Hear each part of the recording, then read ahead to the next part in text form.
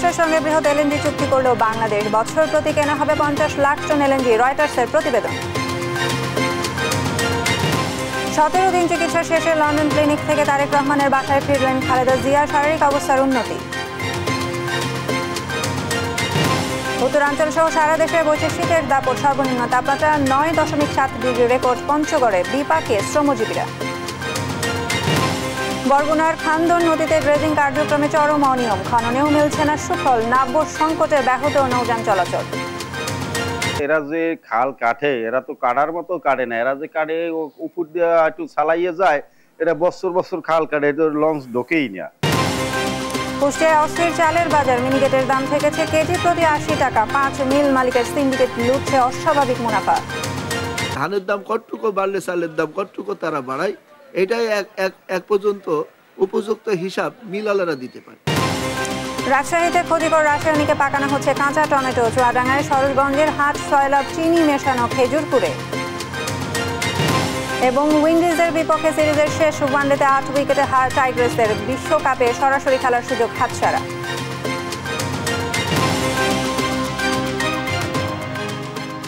দেখছিলেন শিরোনাম সংবাদ সকালের, সাথে আছি আমি সাইনা ইসলাম। এবার বিস্তারিত। ডোনাল্ড ট্রাম্প শপথ নেয়ার পরই তার প্রশাসনের সঙ্গে তরলীকৃত প্রাকৃতিক গ্যাস এলএনজি সরবরাহে বড় ধরনের একটি চুক্তিতে পৌঁছেছে বাংলাদেশ।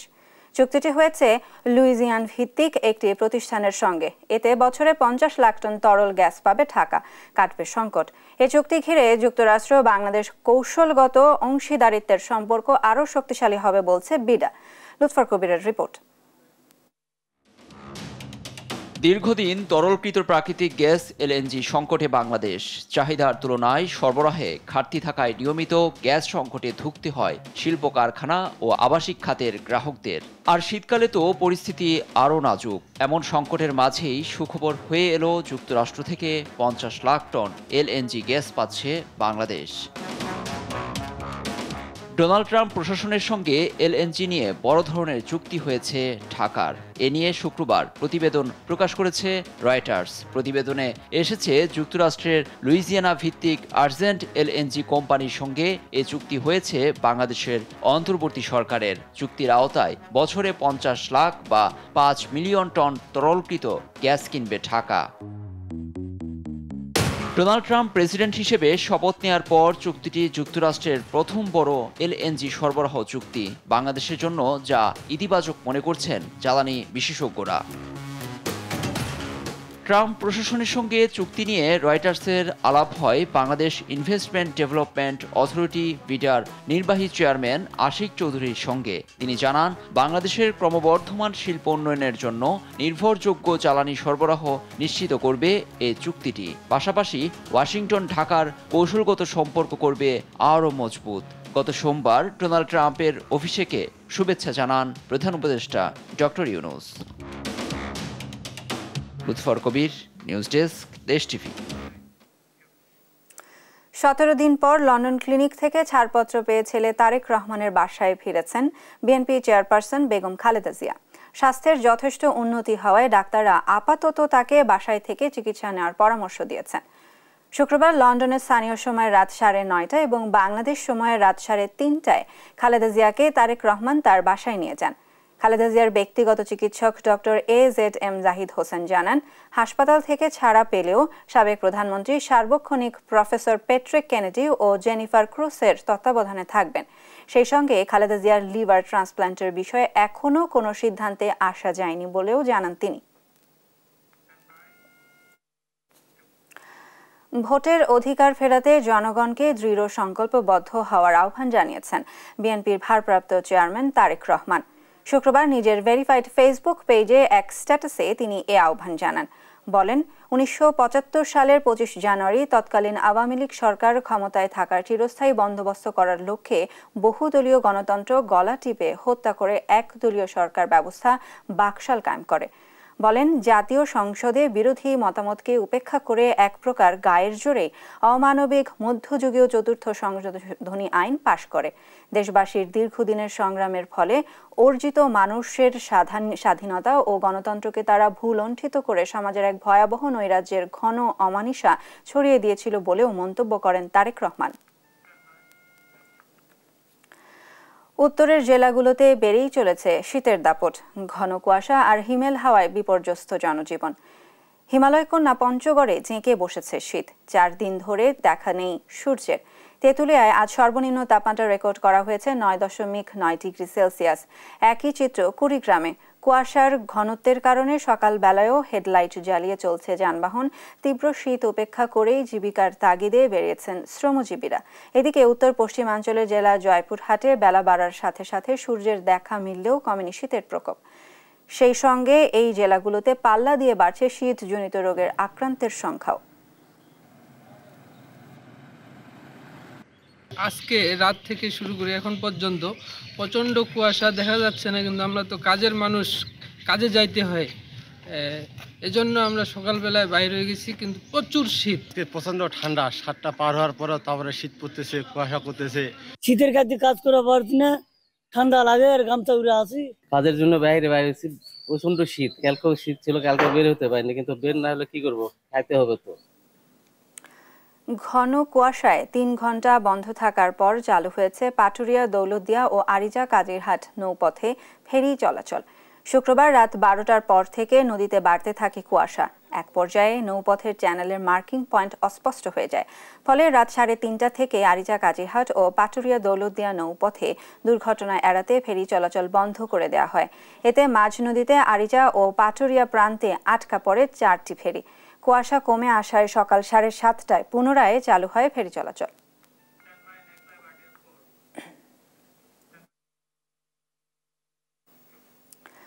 চট্টগ্রামে কমেছে সবজির দাম, তবে চড়া, চাল, ডাল, মাছ মাংসের বাজার দর। এ নিয়ে আরও জানাতে যুক্ত হচ্ছেন সহকর্মী আজিজা হক পায়েল। পায়েল, বাজার দর নিয়ে কি বলছেন ক্রেতা বিক্রেতারা, সেখানকার বিস্তারিত নিয়ে জানাবেন। জি, যেমনটি বলছিলেন, চট্টগ্রামে এখন চালের দাম অনেক চড়া, সেই সাথে তেলের এখনো একেবারেই কমেনি, সেই সাথে আরো বেড়েছে পেঁয়াজের দাম। আমি এখন আছি বর্তমান কর্নেলহাট বাজারে। এখানে পাহাড়তলি বাজার এবং অন্যান্য যেই আরো সেখানে চালের মজুদ থাকলেও এখনো পর্যন্ত চালের দাম কিছুতেই কমেনি। আপনার ইন্ডিয়া, পাকিস্তান এবং মিয়ানমার থেকে দফায় দফায় এসছে চাল আসলেও এখনো চালের দাম মধ্যবিত্ত এবং নিম্নবিত্তদের নাগালের বাইরে, এমনটি জানতে পেরেছি। এখনো পর্যন্ত সব ধরনের চালের দাম 60 থেকে 70 টাকার মধ্যে পাওয়া যাচ্ছে।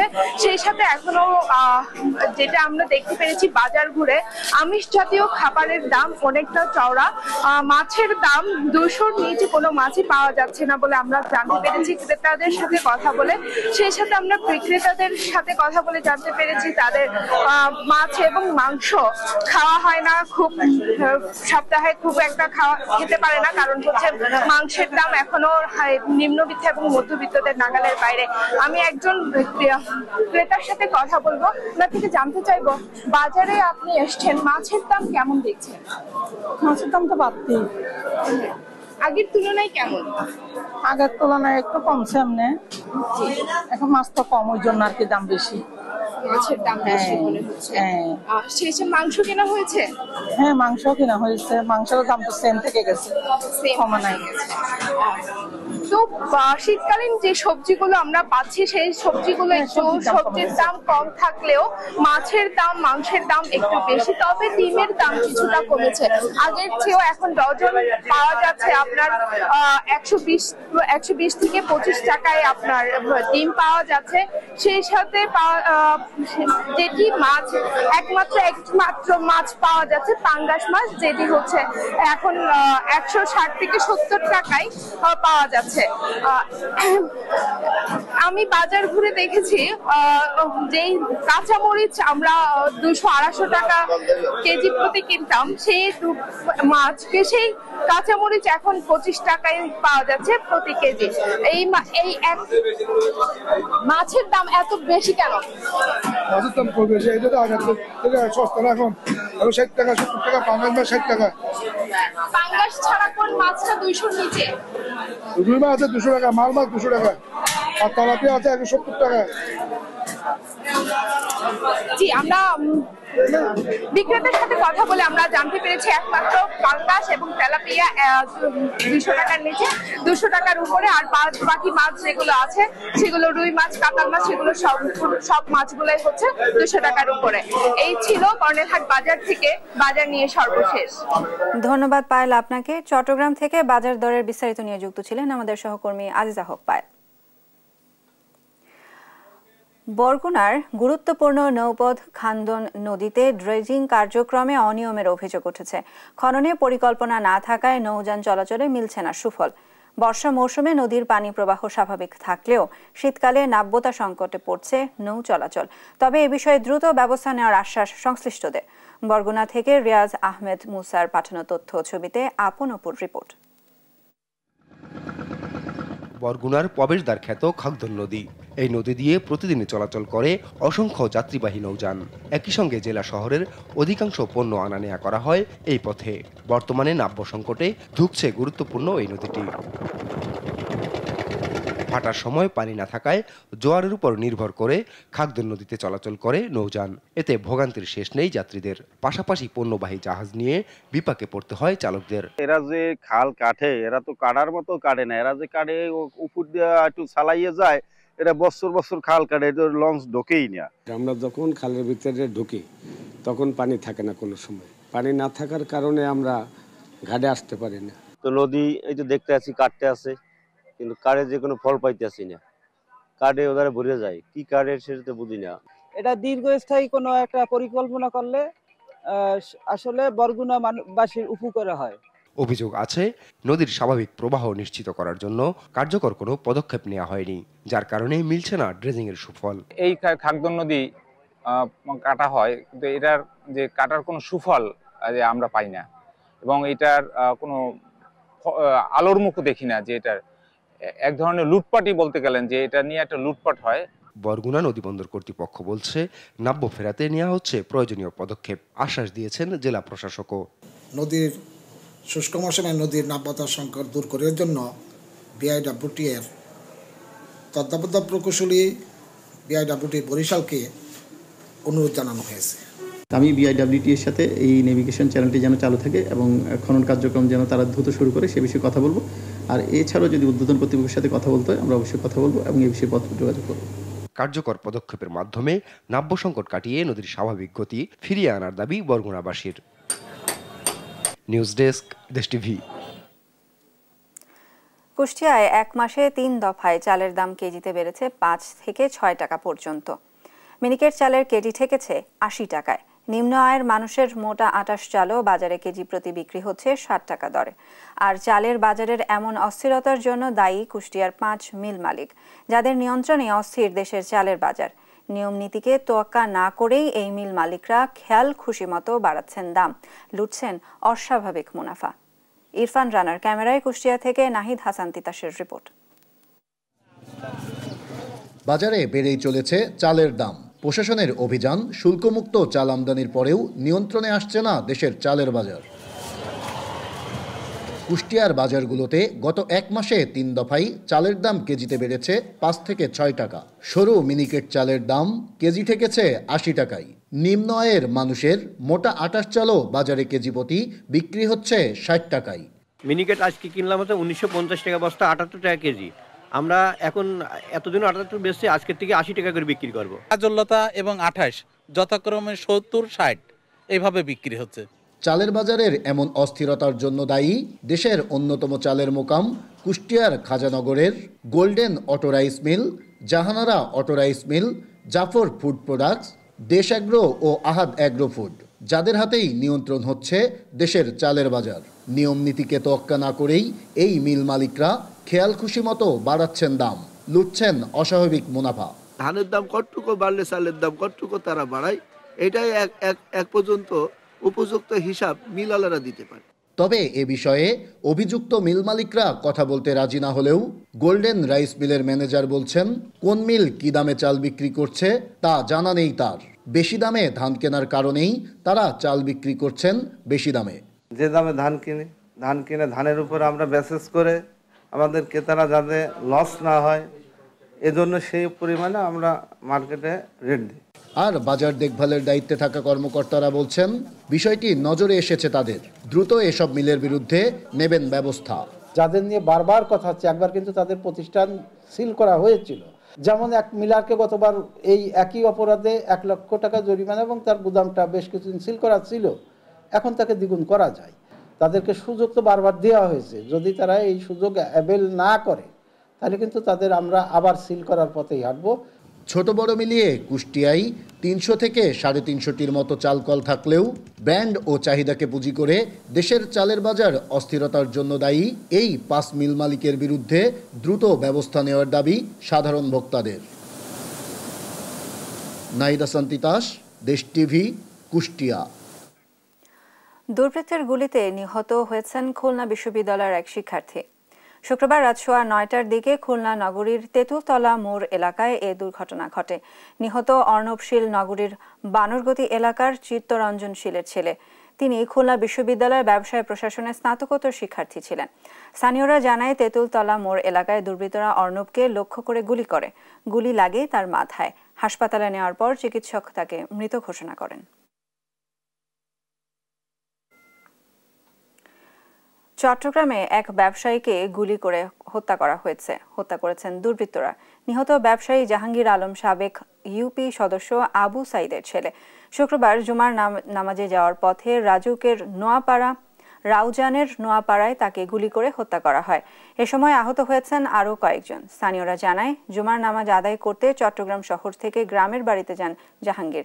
স্থানীয় আসদ আলী মাতব্বর বাড়ির জামে মসজিদের সামনে গেলে অতর্কিতে হামলা চালায় কয়েকজন দুর্বৃত্ত। প্রথমে লাঠি দিয়ে আঘাত করে জাহাঙ্গীরকে মাটিতে ফেলে দেওয়া হয়, পরে গুলি করে। এ সময় জাহাঙ্গীরকে রক্ষা করতে মুসল্লিরা এগিয়ে এলে হামলার মুখে পড়েন কয়েকজন। নিহত জাহাঙ্গীর কোনো রাজনীতির সঙ্গে জড়িত ছিলেন না বলেও জানিয়েছেন স্থানীয়রা।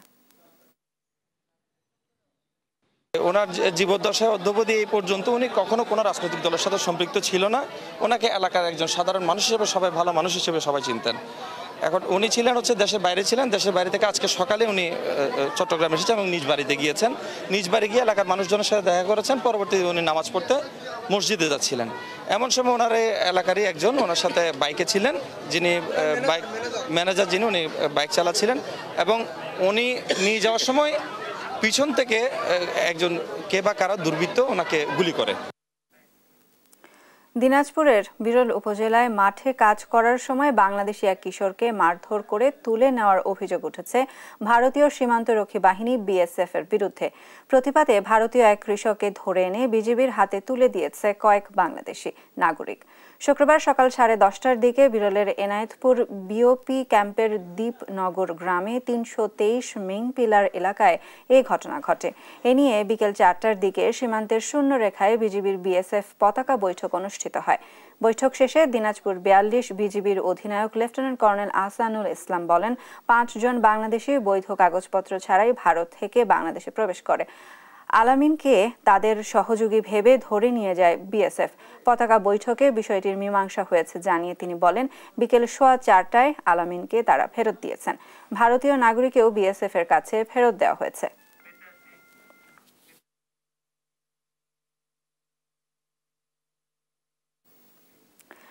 রাজশাহীতে অপরিপক্ক কাঁচা টমেটো পাকানো হচ্ছে মানব দেহের জন্য ক্ষতিকর রাসায়নিক দিয়ে। বছরের পর বছর একই ভাবে প্রকাশ্যে পাকা টমেটো পাকিয়ে বিভিন্ন স্থানে করা হচ্ছে রপ্তানি। চাষিরা বলছেন এতে ক্ষতিকর কিছু নেই। কৃষকবিদ ও গবেষকরা বলছেন মাত্রাতিরিক্ত ব্যবহারে স্বাস্থ্যের ঝুঁকি আছে। কাজী শাহিদের প্রতিবেদন। রাজশাহীর গোদাগাড়ী উপজেলার বিভিন্ন খোলা মাঠে অপরিপক্ক টমেটো সাজিয়ে রেখে প্রকাশ্যে চলছে রাসায়নিক স্প্রে। উদ্দেশ্য অপরিপক্ক সবুজ টমেটো লাল টকটকে রং করে বেশি দামে বিক্রি করা। চাষিরা বলছেন হাইব্রিড জাতের টমেটো গাছে পাকে না, এভাবেই স্প্রে করে পাকানোর পর পাঠান দেশের বিভিন্ন প্রান্তে। চাষিদের দাবি, এসব কেমিক্যালে মানুষের জন্য ক্ষতিকর কিছু নেই, তাই প্রশাসনও তাদের বাধা দেয় না। একই সঙ্গে এবার টমেটোর দাম না পেয়ে মোটা অঙ্কের লোকসানের কথাও জানায় তারা। এটা যদি আপনার পাকাতে যায়, গাছ পাকাতে যায়, টমেটোটা নষ্ট হয়ে যাবে। তো টমেটোটা আপনার যখন পুষ্ট হওয়ার আগেই টমেটোটা কাঁচা তুলে রোদ দেয়, তো ওই মেডিসিনটা হরমোনটা যদি মারে, দেখা যায় যে 1 সপ্তাহ বা 10 দিনের ভিতরে আস্তে আস্তে কালার হয়ে যায়। এখানে হালকা মেডিসিন দেওয়া হয়, মেডিসিনটা স্প্রে করে রোদ্রে দিয়ে আপনার জাগ দিয়ে 3 দিন পরে ওটা পলিথিন দিয়ে উদাম করি, তারপরে আপনার ওইটা কালার আছে। আর এখন বর্তমানে বাজারে খাচ্ছে না, এটা আমরা প্রাণ কোম্পানিতে দিই। বাইরের রাষ্ট্র থেকে মাল আসছে, এই জন্য আমাদের মনে করেন দাম পাচ্ছি না। কৃষিবিদ ও গবেষকরা বলছেন, খাবারে যে কোনো রাসায়নিক মারাত্মক স্বাস্থ্য ঝুঁকি তৈরি করে, আছে রোগ আক্রান্তের শঙ্কাও। যে ক্ষতির বিষয় হচ্ছে, যে কোনো একটা সিস্টেমিক ফাঞ্জিসাইড স্প্রে করার পর অ্যাটলিস্ট 3 সপ্তাহ পর সেইটা খাবার উপযোগী হয়, সেই উদ্ভিদের অংশটা, সেটা ভেজিটেবল বা ফ্রুট হতে পারে। অথচ এই কেমিক্যালগুলো তারা কিন্তু স্প্রে করার কয়েকদিনের মধ্যে এটা বাজারে তুলছে। এই কেমিক্যালটা ওই ফলে থেকে যাচ্ছে, এটা ফুড চেইনের মাধ্যমে হোক, যেভাবে হোক আমাদের শরীরে ঢুকছে। নিরাপদ খাদ্য বিভাগ বলছে, পরীক্ষার পরে নেওয়া হবে প্রয়োজনীয় ব্যবস্থা। আমরা সরজমিনে সেখানে যাব খুব দ্রুতই, সেখানে গিয়ে আমরা টমেটোর নমুনাগুলো নেব এবং বিজ্ঞানসম্মতভাবে টেস্ট করে যে ফলাফলটা আসে সে অনুযায়ী আমরা ব্যবস্থা গ্রহণ করব। যদি কোনো আমরা নিষিদ্ধ রাইপেনিং এজেন্ট দিয়ে এটা পাকানো হয়, তাহলে সে ব্যাপারেও অ্যাকশনে যাব। অনুমোদিত কেমিক্যালেরও মাত্রাতিরিক্ত ব্যবহারে নিরুৎসাহিত করছে নিরাপদ খাদ্য বিভাগ। কাজী শাহেদ, দেশ টিভি, রাজশাহী।